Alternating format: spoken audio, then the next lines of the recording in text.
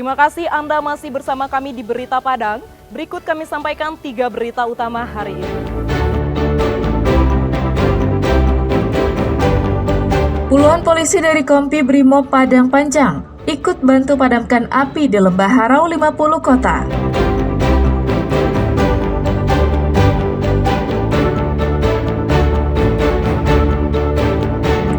Hujan tak kunjung turun, masyarakat Batu Taba Agam sholat istisqa.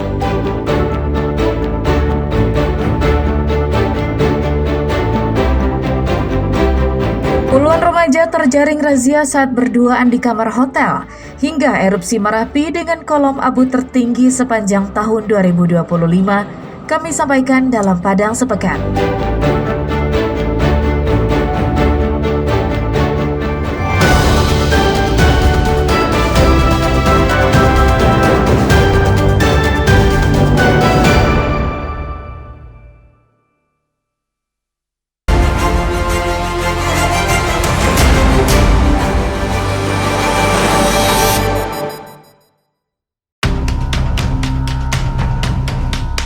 Kebakaran hutan dan lahan terus melanda 50 kota selama sepekan terakhir. Dari 13 kecamatan yang ada, Kecamatan Harau menjadi daerah yang paling parah terdampak akibat kebakaran hutan dan lahan. Kebakaran ini diduga dipicu oleh aktivitas pembukaan lahan dengan cara membakar saat musim kemarau. Api pun dengan cepat membakar bukit dan diperparah dengan kondisi angin yang kencang. Dari data Dinas Pemadam Kebakaran 50 kota, sejak awal Juli hingga saat ini telah terjadi 85 kali kebakaran hutan dan lahan yang tersebar pada 12 kecamatan yang ada. Dari jumlah itu, Kecamatan Harau menjadi daerah yang paling parah terdampak, seperti di Nagari Tarantang, Sari Lama, Solok Bio-Bio, dan Nagari Tarap.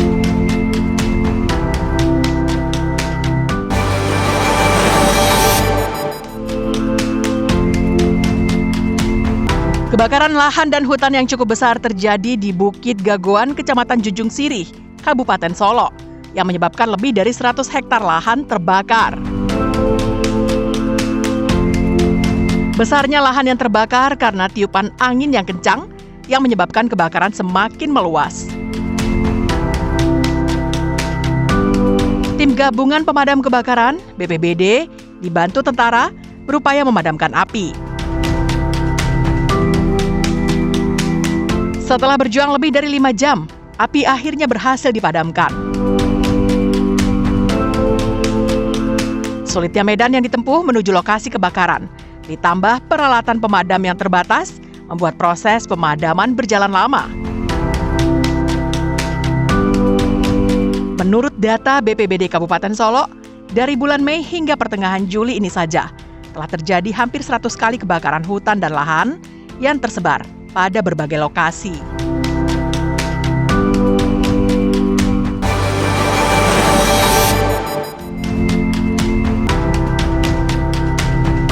Pelantikan pengurus KONI Pasaman Barat di Aula Kantor Bupati pada awalnya berlangsung aman dan lancar. Namun saat Ketua KONI Provinsi Sumatera Barat memberikan sambutan, salah seorang pengurus cabang olahraga menyampaikan protes karena surat sanggahan mereka belum dibalas oleh Ketua KONI Sumbar. Tak ingin acara yang juga dihadiri Bupati Pasaman Barat itu terganggu, polisi kemudian membawanya keluar dari ruangan tempat acara pelantikan berlangsung. Setelah kegiatan selesai, kericuhan kembali terjadi. Seorang pengurus KONI yang baru dilantik memukul orang yang melakukan protes tadi. Polisi yang berada di lokasi berhasil meredam suasana dan membawa korban ke kendaraan miliknya. Ketua KONI Provinsi Sumbar, Roni Pahlawan mengatakan tidak mengetahui dengan jelas apa masalah yang diributkan. Menurutnya, surat itu belum bisa dibalas karena masih dalam proses pengumpulan data.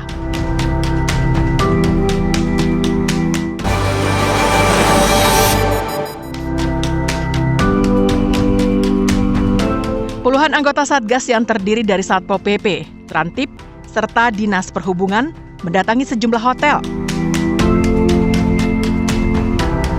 Tim Satgas menyisir satu persatu kamar hotel dengan didampingi petugas hotel.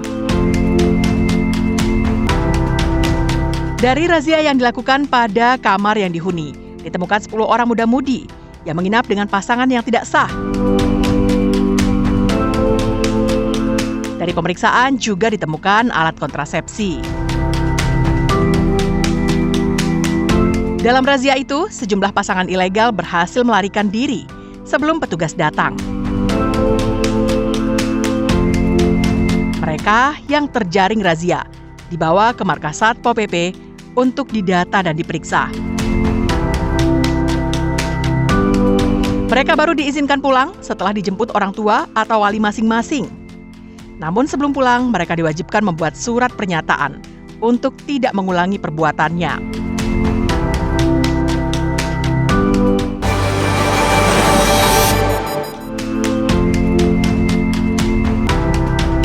Suara dentuman dan gemuruh kembali terdengar dari Gunung Merapi yang mengalami erupsi pada Rabu pagi.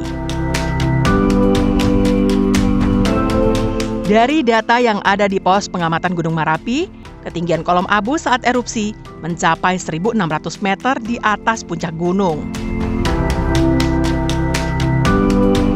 Kolom abu teramati berwarna putih hingga kelabu, dengan intensitas tebal condong ke arah tenggara. Erupsi terekam seismograf dengan durasi 1 menit 18 detik.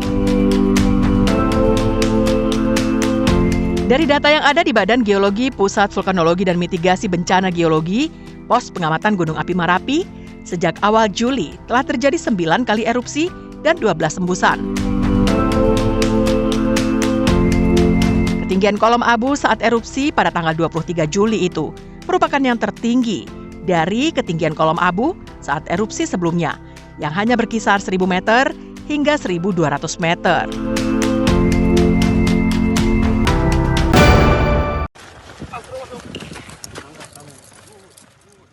Anjing pelacak tak hanya bertugas dalam dunia militer atau mencari jejak pelaku kriminal yang melarikan diri.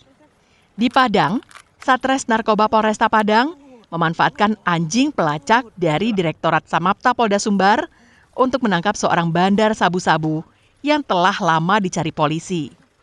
Pelaku yang bernama Yuda ini diciduk polisi di sebuah rumah kontrakan di kawasan Gadut, Kecamatan Pauh, Padang, hari Rabu. Dalam operasi itu, petugas mengerahkan anjing pelacak untuk menggeledah pelaku dan menemukan 1 paket kecil narkotika jenis sabu-sabu di saku bajunya, serta 1 paket lainnya disimpan di dompet. Tak berhenti di situ, pengembangan dilakukan ke rumah pelaku di Lubuk Kilangan. Di sini, anjing pelacak kembali berperan saat melakukan penggeledahan.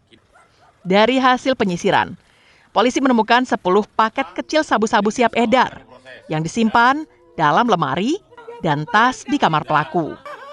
Ketika ibu pelaku menyaksikan anaknya akan dibawa polisi, sang ibu menangis meraung-raung, meminta anaknya tidak ditahan.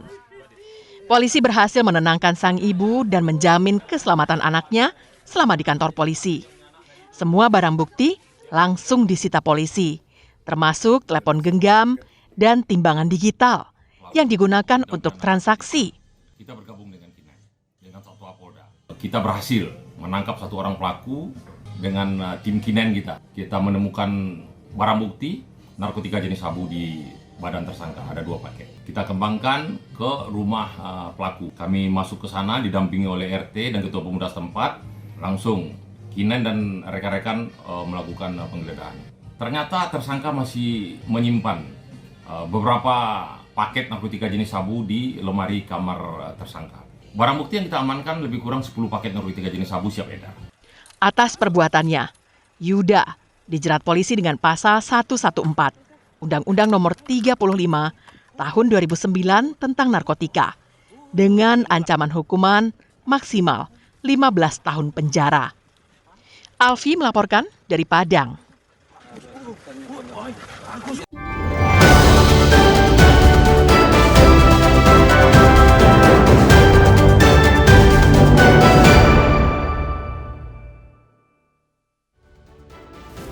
Kodun Sana dimanapun barado, sampai di siko dulu pertemuan awak untuk hari Kodun Sana. Saya Putri Febrina Marlini bersama dengan tim redaksi yang bertugas mohon pamit undur diri.